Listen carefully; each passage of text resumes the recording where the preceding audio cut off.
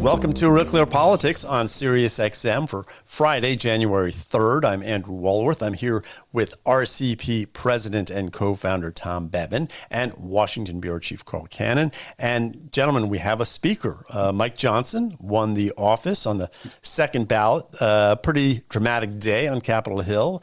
But at the end of the vote, he won. So Tom Massie, I guess, was the sole holdout on the Republican side. That was sort of expected. So, Tom, what did it take to get this done, and what happens now? Well, we don't know all the details yet about what concessions he might have made and to whom to get, reclaim the speakership. But I think everybody was braced for an all-out, long battle, and this one fizzled pretty quickly in Mike Johnson's favor. I mean, if you think back to Kevin McCarthy, would it go like 17 rounds? I mean, I think people thought that this was going to be along those lines. And certainly after the first, vote failed, it was not looking great. And then, the Democrats were sort of celebrating. Hakeem Jeffries tweeted out, oh, the GOP civil war has begun. And all the Republicans were gnashing their teeth. And then lo and behold, it's over. So it was sort of a non-event. And that's good news for the Republican Party. What they did not want, I think Mike Johnson's, with Trump's support, Republicans did not want to start the year and start this new session with just an all-out food fight brawl, and they managed to avoid it. So that's good news for them. Yeah. Carl, do you think Trump must have really worked the phones? That's my impression. I don't know, Andy, but that's a good question. But I'll tell you this, it's his party now. I mean, it's pretty, Trump had endorsed Mike Johnson so unambiguously that there were these three holdouts, Thomas Massie of Kentucky and two people nobody ever heard of. Well, Ralph Norman from South Carolina and Keith Self from Texas. There you have it. The gang of three. As I was saying. And soon to be primaried, but go ahead. But I don't know if it was even technically this was even the second ballot. It's like they went up. I was watching. They went up to the speaker's desk and just changed their vote. But my point is, Trump had endorsed the speaker Johnson, and he, you remember last time. It's not that long ago, but it seems like a long time ago. Most Americans had never heard of him before he emerged as this very painful process in which Matt Gaetz basically organized a coup against Kevin McCarthy. Gaetz never got more than 6 or 7 people on his side, but it was enough. Gaetz is gone from the House now. Massie is not a person, let's say, with a movement or charisma. He's an idiosyncratic person, and as far as I can tell, a very principled one. But he wasn't going to be able to. There was no momentum for him, and he wasn't going to be able to build a coalition once Donald Trump said it should be Johnson. So, look, Donald Trump. We're still 17 days from him assuming office, and we've talked about this before. He's really asserted himself. He's the most active and influential president-elect I ever remember, and he basically made this happen. Yeah, Tom, it does seem to me like there's sort of two potential ways to view this. One is that Mike Johnson is, as Carl said, like people hadn't heard of him before, comes out of nowhere, and emerges as sort of a master of the House, and he's maneuvered, and he keeps winning these battles, even after he makes a couple missteps. Or it's just that really, when it comes down to it, there is no alternative to Mike Johnson, and at the end of the day, he's, everyone's got to vote for him because there's nothing else, on board. What do you take? Is it both of those, one of those, or neither of those? I think it's a little of both, actually. I mean, you can't beat, something with nothing. Right. And there really was very few, if any, alternatives to Mike Johnson. And he has done a pretty good job. This own goal that he just made notwithstanding, and that's really where this came from. I mean, that spending package that he negotiated and put before the House, which just blew up in his face, that's what ignited this whole last minute. I mean, there wasn't really talk. Wait, Tom. Where this came from? 3 people, Tom, out of 208, out of 219. That's not a movement. That's not even a trend. That's like the percentage of that is so low. That's the percentage. You could ask people, should the government just send you $500 anonymously in $500 bills? And 3 out of 219 people would say no. Okay. But there wasn't really, much talk of deposing Johnson before this. And it really did. There was maybe some, grumbling in the background or whatever, but that spending package that, when Elon Musk and Ramaswamy jumped on board and then Trump, and I mean, it was a spectacular failure on his part. And that's what created this drama that we just lived through. As short-lived as it was, Carl, it still happened, and it happened because Mike Johnson, made a real faux pas, and he hasn't made that many, and so it was sort of notable. I mean, he has been pretty adept at keeping everybody on the same page, with that one exception, but that was a big exception, and it cost him a little bit of heartburn. Yeah. Andy, may I break the fourth wall here, Andy? You may. We're on radio. I don't know if we've got walls, but go ahead. Right, no, because remember, we videotape it. So, dear listeners on Sirius XM, dear viewers on our podcast, this is what happens when you have to do a show 5 days a week. This counts as drama. It was a 2-hour delay. Three knuckleheads said no, and then 2 of them changed their mind. Mike Johnson is meet the old speaker, same as the new speaker. And I'll say something else. I didn't know Johnson. I heard his name because the 3 of us cover politics for full time, but I didn't know much about him. He signed off on this CR to keep the government running. It was what Schumer wanted. He got it handed back to him, but he has surprised almost everyone in Washington by not just his skill, but how decent he is. We live in a time where the people just hate each other. They call names. People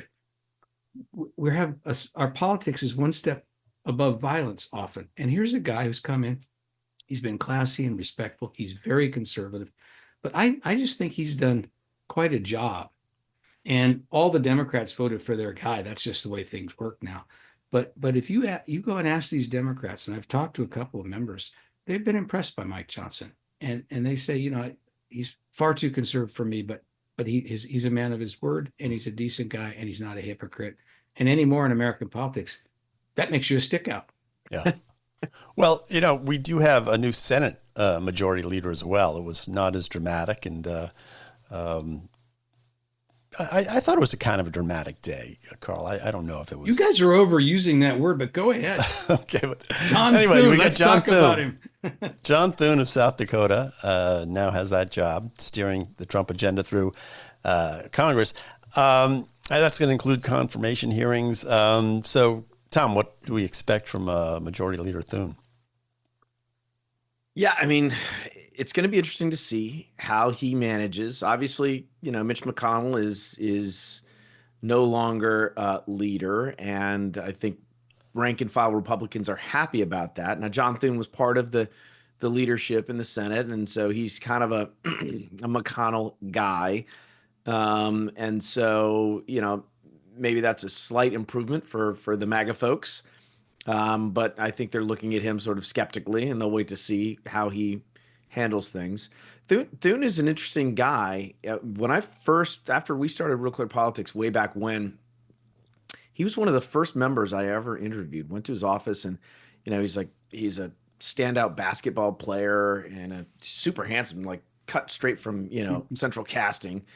And at that point, he was sort of an up and comer, and he's finally gotten there 2 decades later. Now he is at the peak, the pinnacle of Republican leadership in the Senate. And so he's had staying power. He's managed to, I think, make his way without creating a whole lot of enemies. I think most people, like him and are favorably disposed toward him. So, I expect he'll do well, but we'll have to wait and see.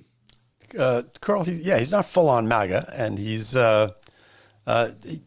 sort of has an interesting thing where he's got to sort of try to maintain the independence of the Senate to some degree. I don't think he can be primaried. I don't think he's up for quite a while. I think it's 2028.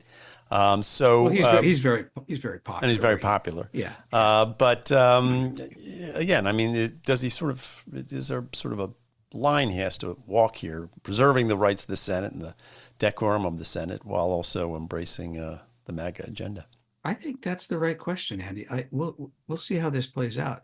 He, either there's two ways to look at this. One is, Trump just helped Mike Johnson keep his job.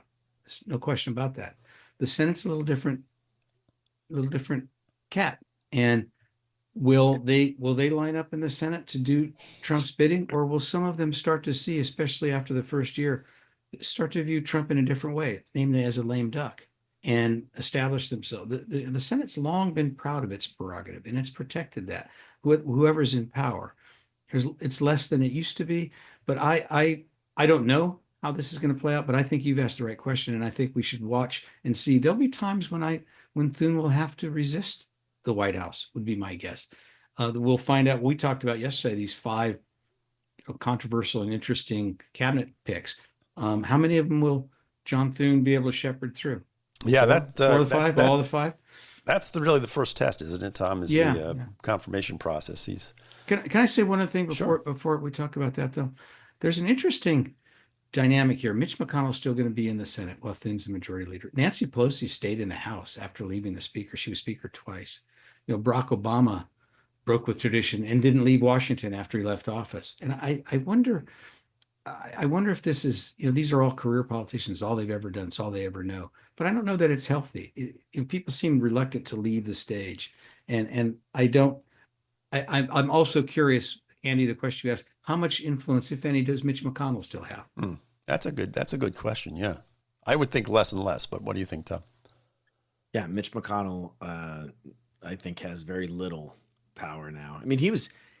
You say that, but remember, Pelosi chose the Democratic Party nominee, so we don't always know. First of all, going back to what you said about people sticking around, whether it's healthy or not, it's most certainly not healthy. And I think all these folks should, we should go back to our founders' design of being, sort of citizen legislators. You go to Washington and you're there, and then you go back and do your thing, not become professional politicians, and that's all you ever do. But look, Mitch McConnell, we track favorable ratings of all the top leaders. Whenever pollsters ask questions, do you have a favorable or unfavorable opinion of, it's usually the president, vice president, the speaker, the majority leader, and maybe a couple other folks. Mitch McConnell's ratings were always like 20 points lower than the lowest person in the group. And that's because Republicans hated him. I mean, they just they all viewed him unfavorably. So he had no support from Democrats. They all viewed him unfavorably, and a majority of Republicans viewed him unfavorably. So despite that, he was in power and representing the party in the Senate. And so I think now that he's out of leadership, he may have some sway behind the scenes with folks, but I think by and large, his influence is gone now. Well, guys, we're going to take a quick break. We'll be right back after this. Welcome back to Real Clear Politics on Sirius XM. I'm Andrew Walworth. I'm here with Tom and Carl. And guys, on Thursday, President Biden handed out the Presidential Citizens Medal to 20 people, but among the 20 were Liz Cheney and Representative Benny Thompson. He cited their roles in leading the House investigation into Donald Trump and the events of January 6th. As I said, there were 18 other recipients for the prize. This is just a cut below the Medal of Freedom. And when they announced Cheney's prize, they called out her for, quote, putting the American people above party. So, Carl, some Republicans were less than pleased. What do you make of the award? And do you think it will be accompanied by a presidential pardon? I don't think she needs a pardon because I don't think she did anything wrong.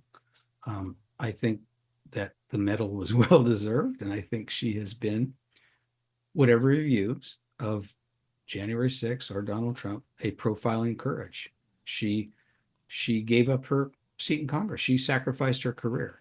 I think this is undeniable for her principle. Now, I'm anticipating Tom will say that that she was misguided somewhat in her principles, and that she didn't see the forest for the trees. But she decided a long time ago that Donald Trump was a menace to conservatism in the Republican Party, and that his refusal to accept the outcome of the 2020 election was destabilizing to the country. And she acted on those principles and sacrificed her career. So this, tertiary medal, I think this is small consolation for what she did. Tom, a profile in courage? I don't know. Come on, Tom. Come on. Look, I think Liz Cheney is, and we talked about this a little bit before, Carl. She's one of those people. She falls in the category of like an Anthony Fauci who she's half his age, Tom. No, but Fauci was seen as like this great, upstanding citizen and public servant and all of these things. And then lo and behold, we find out that he acted, let's say, unethically. Well, talking about someone who stayed too long. Well, I mean, and we found out that, he did a lot of things that in hindsight now that as they've been reported, suddenly he doesn't look like a saint anymore. In fact, he looks like the opposite. And that's the case with Liz Cheney. I mean, even folks who didn't necessarily care for her before, to your point, Carl, probably maybe even respected the fact that, okay, she's anti-Trump, she's all the way in, and she's willing to die on that hill, and that's fine. But this holier than thou, sanctimonious stuff comes into conflict when we start learning more and more about the fact that she was coaching witnesses.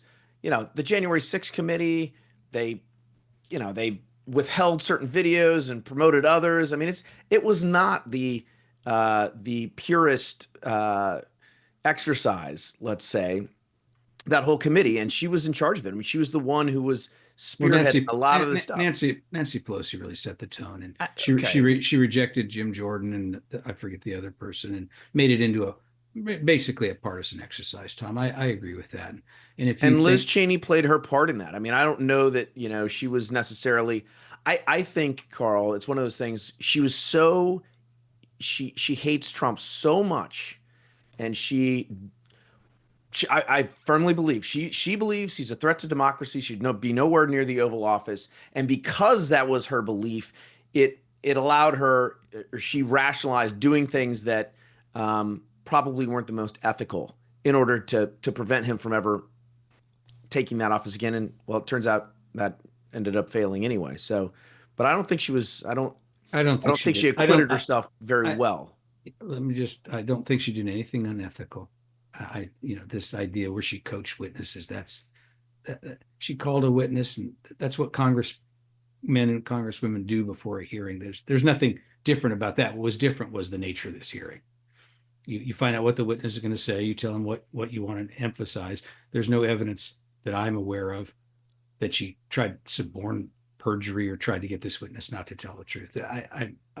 We should be careful with that, because there's, she's a public servant. These people come here, so if they fall on their swords, yes, but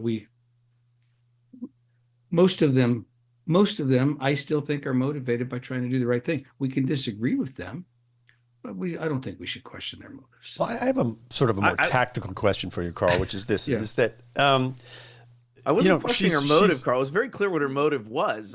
I'm questioning her behavior in service to that motive. But my question is this, is that she has really raised her profile after, in the last year. I mean, she went out, she cost Kamala Harris a campaign? Yes, she was on the campaign trail, and she gets this award. Every time she does this, the Republicans get angrier and angrier. And you poo-pooed this idea of a pardon, but it's still in the wind. And they are. Do you feel, I guess, that they're more likely to investigate her as her sort of profile gets higher and higher? I don't know. I don't feel anything about it. I think that if they keep their wits about them, they'll concentrate on governing for the next 2 years and not keep replaying that. Mm. Doing so would be exactly what the Democrats and Liz Cheney did to Trump. I just, at some point, we need to break this cycle and start to govern. That's one of the things I find encouraging about both John Thune and Mike Johnson. That seems to be their impulse. Yeah. Well, and here, Carl and I agree. I mean, I don't think Republicans should spend a whole lot of time. Let her go have her show on MSNBC and just, she'll have her 10 viewers and that'll be that. But he moves on. This it does raise, though, another question, which is about Joe Biden, who does seem to keep working to get under Trump's skin. On Sunday, I'm sure you guys saw it, he was asked what Trump could learn from Jimmy Carter's life, and he sort of hissed, decency, decency, decency. There isn't much of that feeling of comedy that you had right after the election. Remember when they were sitting in front of that fireplace? And I'm just wondering, how do you think the relationship between those two guys is shaped up to be, Tom or Carl? I don't think they have a relationship. But you don't think they'll be members of the former president's club and sort of do that whole thing? No. Tom? No. I just have a hard time with this idea that Joe Biden is been this morally upstanding, character his entire life, and he's lecturing Trump. Trump is Trump, and he's vulgar, and he's all these things, and some people hate him for it, some people like him for it, some people are indifferent about it, right? Some people find it funny, some people find it outrageous, and but he is who he is. But for Joe Biden to sit there and lecture Trump about decency, knowing what we know about some of the things that Joe Biden has done, just seems ridiculous to me. I had that same reaction, Andy. I thought Jimmy Carter, he was decent. He once he was widely criticized, even ridiculed, for saying that a man who's lust in his heart has already committed adultery. He was actually quoting scripture there and making a point about temptation and about having your heart in the right place and not doing things for an expedient reason. And you contrast that. Jimmy Carter once got criticized for saying about Ted Kennedy, "I'll whip his ass." He's talking about in a primary. Mm-hmm. He was a former naval officer. He knew those words. But Jimmy Carter was, Biden goes around, sniffing girls' hair, and Jimmy Carter never swam in the pool nude in front of female Secret Service agents. I thought it was a little over the top for Trump too. I kind of agree with Tom. All right. Well, guys, we're going to take a quick break. When we come back, we're going to talk about crime and booze. So don't go away. Real Clear Politics will return after this. Welcome back to Real Clear Politics on Sirius XM. I'm Andrew Walworth. I'm here with Tom Bevan and Carl Cannon. And gentlemen, we want to talk about crime a little bit. Tom, let's focus on something you brought up before the show, which is this remarkable article that ran in the New York Times. The headline was, "Subway Violence Stubbornly Defies All Efforts to Quell It." Kind of an interesting take on the problem, but it raises the question, who is this subway violence, and why won't he allow himself to be quelled? Right. I tweeted this. Was that a New York Times headline? That is a New York Times headline. That is an honest-to-God New York Times headline. And the subhead lucky guess, huh? The subhead says, "A string of attacks has riders devising their own strategies to stay safe, even after years of official efforts to make New York's vital transportation system secure." So I tweeted that out this morning, and about half a dozen people replied with the Simpsons. there's a Simpsons GIF that's out there where they're looking at each other and say, "We haven't tried anything, and we're already out of ideas." That's what it seems like, right? This idea that there have been efforts to quell violence. It's actually been the opposite. They've released all these criminals onto the street, and you've got this influx of illegal immigrants, some of whom are committing crime on the subway, and you've had these horrible accidents. Not accidents. These horrible crimes that have been committed. Atrocities. Someone, shoved a guy in front of a train, and with a woman who was burned alive. It's just horrendous stuff. And meanwhile, they're, arresting and putting Daniel Penny on trial for trying to keep people safe and protect them from some of these criminals on the subway. So they've done the opposite of what you would do if you actually wanted to quell violence. And the New York Times doesn't seem to recognize that at all, which is, I guess, not surprising, maybe par for the course. Carl, what do you think? It was like an Onion headline, or maybe Babylon Bee. Yeah, it was. So this poor man, because let's remember, nobody asked to be mentally ill. But this guy who was killed by Daniel Penny, he'd been arrested like 42 times. So you get rid of cash bail. You have judges who refuse to hold even violent people from committing violent crimes. So they go in and out. They'll be back in the subway 24 hours after assaulting someone. You declare yourself a sanctuary city. You cut the police force. And then you say that, and we don't know why crime is going up, but it's mind-boggling to us. What was that headline again? And we use passive voice for that. Right. Yeah. It was subway violence won't stubbornly defies all efforts to quell it. Itself. Yeah. It's not. Look, that's piss poor journalism, but it's also not serious law enforcement. Yeah. And the New York City has elected a former policeman as mayor. He's under is he under indictment or is he just investigation? I can't remember now. I don't think he's been indicted yet. Yeah. So so he's been distracted, but clearly the voters in New York, unlike in Chicago, have recognized the problem and tried to address it. But it's gonna take a while. But this country, the sanctuary cities, it was virtue signaling. Well, that became a policy. It's a policy that has built-in problems. The mental hospitals, most places have been closed. This society is not serious about addressing street crime, even violent street crime. Right. And the subway is where a lot of these homeless people, the mentally ill people, and the criminals go, especially in the wintertime. Yeah. Well, there were some interesting Didn't the governor statistics. of New York on the same day that woman was burned alive, didn't she tweet out or make some statement about thumbs how up subway, on the subway. Yeah, like the subway's safe, everybody. I think it was maybe the day before, but yeah, but that's not governing. That's being a cheerleader and really, trolling yourself, mocking yourself, gaslighting yourself. You're fooling yourself. Well, so the article did have some stats in it. Felony assaults are up 55%. And this one struck me. One person is pushed on the tracks every 2 weeks.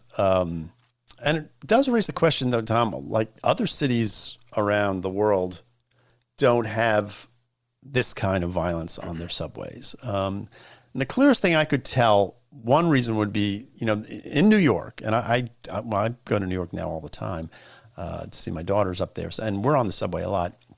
But the subways are open 24 hours a day in New York. In most cities, they close them down, and so that gives them a chance to sort of clean them up a bit. But they do run all night, and it's kind of a Mad Max kind of scene when you're down on one of these things, except you're in this enclosed space, which makes it even a little more scary. But is there something unique about New York, or is it just sort of, it does seem worse than other places? Yeah, I mean, it does seem like other developed countries can have public transit systems that aren't as, you look at places like Tokyo and Singapore and Hong Kong and Paris and London and Berlin. These are some of the, rated the best subway systems in the world. New York is up there. I mean, it is a marvel when you think about and you look at it just as from an engineering standpoint and how much of the city it covers. But other countries seem to be doing a better job of keeping their riders safe. And New York sort of stands out in that regard. Chicago's not much better, by the way. Our system, which runs below ground, but also a lot above ground, there's a lot of violence on the L train here in Chicago, to the point where, we tell our daughter when she goes downtown to visit friends or whatever, not to take it. Mm-hmm. I mean, it's just because if you're a female riding alone on the L train at night, I mean, you just never know what could possibly happen. And you read stories every morning, unfortunately, about people who are, accosted, robbed, or worse on those trains. So yeah, it's kind of a uniquely American thing, maybe specifically to, I don't know what the, Are you going to I don't know say the stats are in LA or some of these other Democratic cities, Party-run cities, Tom? all the cities in America are Democratic-run, Carl. I mean, that's not saying anything, but certainly Chicago and New York sort of stand out as the two, let's say, biggest sore spots in terms of the violence on the public transport system. Yeah. Well, Carl, I do, and like I say, I go up there and I ride the subway pretty regularly. And there is this feeling when you're on the New York subway that you are vulnerable. And you don't really, I ride it in DC as well. I don't have the same feeling, but in New York, you're underground. Those trains are so old, they're so shoddy. And there is this kind of like, wildness that you feel when you go down underground there. And I don't know if they can ever do anything about that because it is such a large and complex system down there that I don't know if they can ever fix it. But it seems like they've got to do something because it seems like it's reaching sort of a boiling point. Well, yeah. And, my daughter Grace lives in Los Angeles. She said the LA subway, which is not extensive like New York or Boston or Chicago, but that it's, people smoking crack openly on the cars, that there's a lawless element to it. I just think I've never, I was always defense oriented when I covered the courts. I was not what Nixon would call a law and order man. But when you decide that you're going to basically arrest violent people who hit other people, assault them, rob them, threaten them, and that they don't have to serve time, you're essentially legalizing violence. And there's a tipping point there that you don't want to go beyond. You mentioned a Mad Max movie, Andy. Well, that's what this feels like. But I think there's a corrective coming. I don't, voters in California, Los Angeles, San Francisco, Oakland have acted against this. They have rebelled against this in New York too. So I think it's not in Chicago. We haven't rebelled against it. No, Right. quite the opposite. No, Chicago, you keep doubling down. We're slow learners here in the Windy City. So finally, I know neither of you overindulged over the holidays, but the Surgeon General just released a report that says alcohol is now the third leading cause of preventable cancer after smoking and obesity. And he wants to change the health warnings on liquor, beer, and wine. Carl, what do you think? Good idea? I'm skeptical of the science, and I'll tell you why. I've looked at this. There are studies now, but they're correlative. If you drink hard liquor, especially your intake of alcohol is above a certain level, a drink a day, you're slightly between 1% and 10% more likely to get cancer. But they can't tell you exactly why. There are theories as to how the alcohol acts in the body and changes your DNA, changes your body chemistry. They're arcane. I won't go into them. This is not a science show, but I've read about them. But there are theories. They don't really know how this operates. So until they do that, it makes me wonder, are there other factors? In other words, are people who drink, do we also eat hot dogs? Do we also do other things that could cause this? Well, I think they have tests that this correct for that, don't they? No, well, these studies are pretty recent. No, they think they do, but until they can tell you exactly the mechanism by which alcohol causes cancer, I'm going to keep drinking. No dry January for Carl. Yeah. They haven't changed the warning labels on alcohol for quite some time, and they do have warning labels on them now. What's the upside or downside of adding a notice that it may also give you cancer on top of everything else? I don't know if there is an upside or downside, but do you guys? I want to throw a question back to you, Andy, and to Tom. Mm-hmm. This is, to me, announcing this after election. I'm a little skeptical. Now, Trump doesn't drink, so this is not aimed at Donald Trump. Right. But boy, if Joe Biden's Surgeon General had announced this maybe a week before the election, but he already carried all the swing states. Maybe he would have carried California too. I just think I don't think this is going to be a popular thing. But maybe I'm wrong. Maybe politics had no role in it whatsoever. Tom, what do you think? I don't think it's going to matter. As you said, Andy, there's already, there are already warning labels on alcohol. I'm not sure adding a little extra line in there about may cause cancer. Quite frankly, I think a lot of people are skeptical. I mean, we read these stories all the time.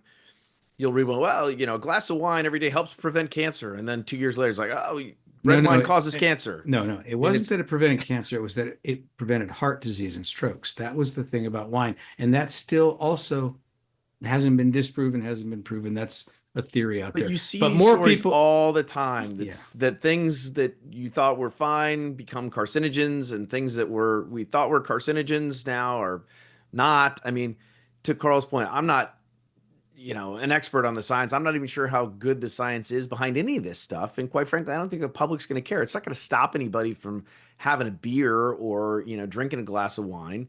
I don't think it's going to change consumption habits. This is not like, this is not like prohibition or anything. It's simply just the Surgeon General making a statement, and I expect that's going to be it. Well, the only way they can change the labels, apparently, Congress has to act. It actually takes an act of Congress to get this done. Really? We do have it as, we have a teetotaler in the White House. And we have a Mike reformed alcoholic who might be head of HHS, right? And Mike Johnson's a straight arrow. I'm beginning to. I want to take back some of the nice things I said about him if he goes along with prohibition. All right. Well, we're going to see what happens. Anyway, Andy, one quick thing. Do you remember that line? That I think it was the movie Sleeper, Woody Allen's movie. He goes into the future, and the guy makes him like a steak and a milkshake, and he'd ask for like some healthcare, thing, vegan thing, and he said, "Oh, that's silly." Back in the we realized that these things are better for you. Right. Yeah. That's to Tom's point. So, all right. Well, we'll find out. Anyway, you're listening to Real Clear Politics on Sirius XM. I'm Andy Walworth. I've got Tom Bevan and Carl Cannon with me. We're going to take a break, and Tom will be back right after this.